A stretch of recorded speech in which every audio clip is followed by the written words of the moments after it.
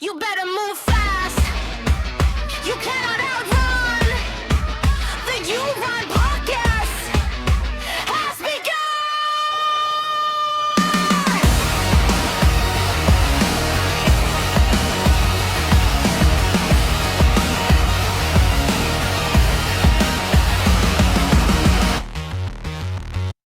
Hey everyone, welcome back to the channel. My name is Scott. I am your host today, and every other day as I bring you news and reviews in the world of horror. Today, my review of Dr. Sleep, but before I get into that, make sure you subscribe and you hit the notification bell so you know when I drop a new video, because if you like horror like me, you're going to like pretty much everything we do here. There has been many adaptations of Stephen King's work. Many adaptations. Probably one of the ones that stands as the most favourite is The Shining. It's really weird for me because that is not a very faithful adaptation. The end is completely changed and a lot of the narrative and characters are also altered. So when Dr. Sleep was announced as a sequel to that movie, but also an adaptation of the book, I had a moment where I went, What? Bro, what are you talking about, man? how's that going to work? And then they put Mike Flannagan in charge and my worries eased a little bit. Mike Flannagan is an absolute magic maker. Not only did he manage to make a film that felt authentic to the novel Dr. Sleep, incorporating 99% of the themes and characters, but he also managed to make that work as a sequel to a movie that didn't pay hardly any attention to many of the themes and the ending.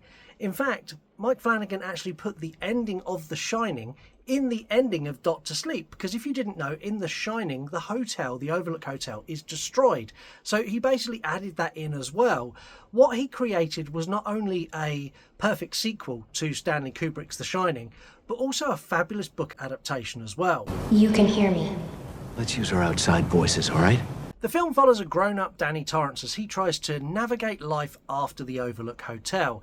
He is struggling with massive addiction issues, which he's using substances to drown out the ghosts of his past and the ghosts that he's meeting along the way. And when I say ghosts, I don't mean horrible things that have happened. I literally mean ghosts. That's what his shine allows him to do. He can see ghosts, and he's using addiction and alcohol to get rid of all of those.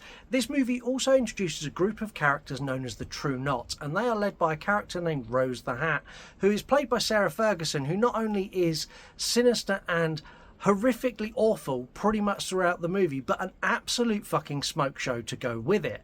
The True Knot feed on the shine. They feed on people's life force and people's energy. And they are searching the country looking for the next big meal. And during this process, they stumble across a character named Abra. Now, if you imagine Danny Torrance as like a Captain America style character with the powers that he possesses, Abra is literally Thor.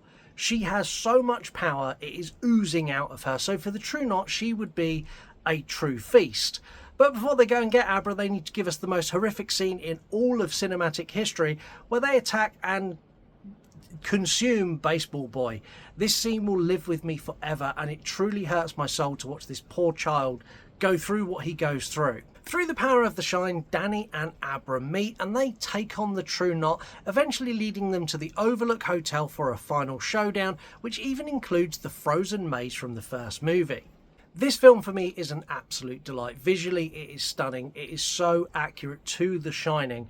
The level of detail that was put in, not only to the returning characters that are now played by other people, but the set design, everything down to the carpet matching the drapes. That was a bad joke, but it's true, is literally screen accurate. You can hold The Shining next to Dr. Sleep and they are identical.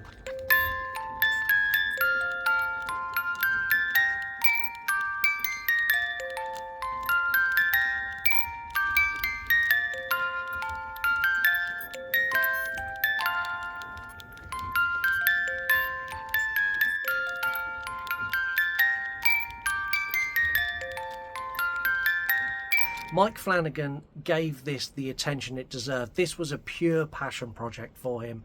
I think this is one of the best performances from Sarah Ferguson.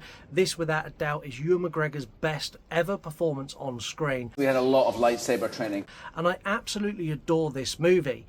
I would recommend, if you haven't seen this before, maybe go and watch The Shining again and watch this straight after, because they actually tie into each other so well you can watch these as a single piece. The only thing I would say is this is a very long movie.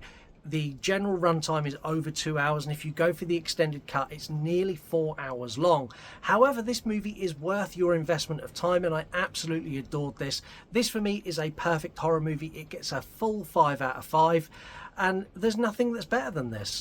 Get out of my head! Get out! So that's it for this episode. If you're looking for more movie reviews and deep dives and trailer reactions and all kinds of other things like that, again, make sure you subscribe. Until next time, have a wonderful week, and I'll see you all soon.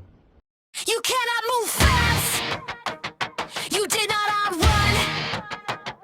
The You Run podcast has got you, hun.